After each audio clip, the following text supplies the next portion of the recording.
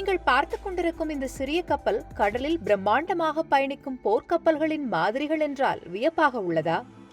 மதுரையை சேர்ந்த குயின்துக் அமல்நாதன் கடந்த 10 வருடங்களாக இந்த மினியேச்சர் கப்பல் மாதிரிகளை உருவாக்கி வருகிறார்.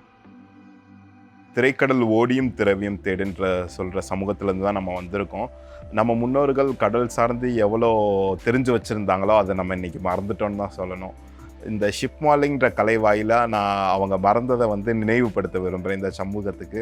இந்த கடல் சார்ந்த விஷயங்களையும் அதில் எவ்வளோ ஆச்சரியங்கள் நம்ம முன்னோர்கள் எவ்வளோ திறமையானவர்களாக இருந்தாங்கன்னு இந்த கலை வாயிலாக நான் சொல்ல விரும்புகிறேன். இப்போ தான் நம்ம 3D டிசைனிங், டிஜிட்டல் அதெல்லாம் போயிட்டுருக்கோம். கம்ப்யூட்டரைஸ்ட் ஆனோடனே நம்ம அது பண்ணிகிட்ருக்கோம். இதுக்கு முன்னாடி இருந்த காலங்களில் ஒரு வார்ஷிப் பண்ணுறாங்க, ஒரு ஃப்ரிகேட் பண்ணுறாங்க அப்படின்னா அந்த கப்பலோட ஒரு மாதிரி கப்பலை செய்வாங்க. அதை வச்சு தான் அந்த பெரிய ஷிப் பண்ணுவாங்க. ஏன்னு கேட்டிங்கன்னா ஷிப் பண்ணுறதுன்றது நிறைய பொருட்செலவு கண்டிப்பாக ஏற்படும்.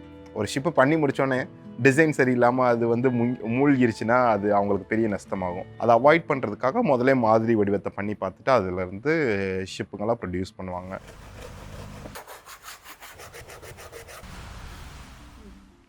டூ 2011 ஒரு 10-12 வருடங்களாக நாங்கள் ஷிப் மாலிங் பண்ணிகிட்ருக்கோம். இப்போ ஷிப் மாலிங்கை பொறுத்தவரை சில ஸ்கில்ஸ் கண்டிப்பாக நம்ம வளர்த்துக்கிட்டே ஆகணும்.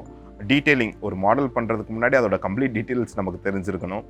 அப்புறம் ஸ்கல்ப்டிங், சாண்டிங், ரிசர்ச்சிங், அது ரொம்ப முக்கியம். ரிசர்ச்சிங் இது மாதிரி நிறைய ஸ்கில்ஸ் இன்வால்வ் ஆகிருக்கு ஷிப் மாடலிங்கில்.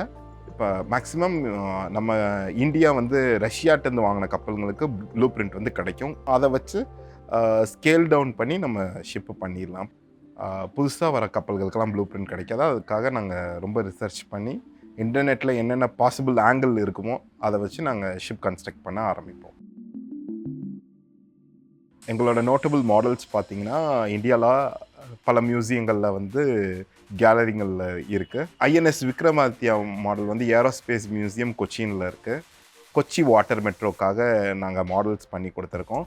அதே மாதிரி ஐஎன்எஸ் அக்ரனையில் நாங்கள் ஒரு ஆர்சி ஷோ பண்ணோம். அப்போ ஐஎன்எஸ் அக்ரனைக்கே நாங்கள் ஒரு மாடல், ஒரு ஃப்ரிகேட் நாங்கள் ஒரு அன்பளிப்பாக கொடுத்தோம். அது ஆஃபீஸர் மெஸ்ஸில் இன்றைக்கும் நீங்கள் போனால் பார்க்கலாம் அந்த மாடல்ஸ்.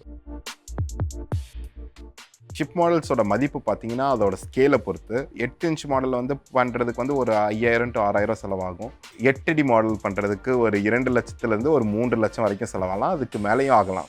இப்போ சில சின்ன பசங்களை பார்த்தீங்கன்னா சில பேர் பார்த்தீங்கன்னா கப்பல் மேலே ரொம்ப பிரியமாக இருப்பாங்க. அப்படி பிரியமாக இருக்கிறவங்களுக்கு இந்த ஷிப் மாடலிங்கிறது ஒரு பெரிய ஹாபியாக இருக்கும் அவங்களுக்கு. அதே மாதிரி பார்த்தீங்கன்னா ஒருத்தவங்க இப்போ நான் மரைன் ஸ்டடீஸ் போகிறேன் அப்படின்னு சொல்கிறவங்களுக்கு இந்த ஷிப் மாடலிங் கண்டிப்பாக கை கொடுக்கும். ஏன்னா அந்த ஸ்டடீஸ் அவங்க படிக்கிறதுக்கு முன்னாடியே ஒரு மினியேச்சர் பண்ண முடிஞ்சால் அவங்களுக்கு ஃப்யூச்சரில் டிசைனிங் பண்ணுறப்ப ஒரு கண்ணோட்டம் அவங்களுக்கு கண்டிப்பாக கிடைக்கும். அரசு துறையை பொறுத்தவரை இதில் வேலை வாய்ப்பு எப்படி இருக்குன்னு பார்த்தீங்கன்னா என்சிசியில் இந்த கலையை கற்றுக் கொடுக்க இன்ஸ்ட்ரக்டர்ஸ் ரெக்ரூட்மெண்ட் பண்ணுவாங்க. ஒரு ஷிப்பு ஸ்டார்ட் பண்ணுறப்ப நிறைய தடங்கல்களை சந்திக்கிறது இயல்பு. அதையெல்லாம் தாண்டி அந்த மாடல் ஒரு ஃபினிஷாக கண்ணு முன்னாடி நிற்கிறப்ப ஒரு நமக்குள்ள ஒரு இனம் புரியாத ஒரு சந்தோஷம் இருக்கும்.